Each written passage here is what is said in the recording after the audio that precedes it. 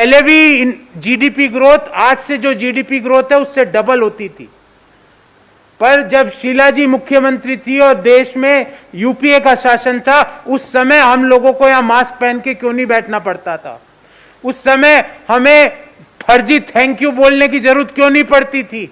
उस समय मुख्यमंत्री आके ये नहीं कहते थे कि मैं रेस्पॉन्सिबल हूं। शीला जी आके कहती थी ये है मेरा क्लीन और ग्रीन दिल्ली का मॉडल, और इस क्लीन और ग्रीन दिल्ली के मॉडल से मैंने कार्बन एमिशन इतना कम किया। आज हालात ये है, जब मैं अभी प्रेस वार्ता कर रहा हूं, अभी जस्ट 10 मिनट पहले का चेक करके आया हूं, AQI लेवल 625 है, 625 दिल्ली में, जब हम ये प्रेस वार्ता कर रहे हैं PM 2.5 का। एयर क्वालिटी इंडेक्स 625, जिसका अर्थ होता है सीवियर। सीवियर का अर्थ है बर्बाद, इसके ऊपर कुछ नहीं हो सकता। जो कि 33% पॉल्यूशन तो लोकल रीजन है। तो केजरीवाल जी, लोकल रीजन में आपने क्या किया? मैं चुनौती देता हूं दिल्ली के मुख्यमंत्री को कि पिछले 8 साल में लोकल रीजन के पॉल्यूशन को कम करने के लिए उन्होंने क्या योजना बनाई? घूमो, दिल्ली के लोगों के पैसों और दिल्ली के करदाताओं के पैसों से हवाई जहाज भाड़े कर करके घूमो, चार्टर हवाई जहाजों में घूमो, अखबारों में अपने इश्तिहार दो, पर यह सवाल ये बताना पड़ेगा कि ये 625 जो AQI जब मैं अभी बात कर रहा हूं जब दिल्ली में है, उसके लिए कौन रेस्पॉन्सिबल है? और जो मैं तो साइंटिफिक स्टडी का हवाला दे रहा हूं, और स्टडी भी पुरानी नहीं, अक्टूबर के अंतिम सप्ताह की स्टडी का हवाला दे रहा हूं। और लोकल रीजन्स में केजरीवाल जी, आपकी जानकारी के लिए बता दूं कि 33% लोकल रीजन है, उसमें से 51% व्हीकल के एमिशंस है। गाड़ियों से जो एमिशन निकल रहा है वो उसका कारण है।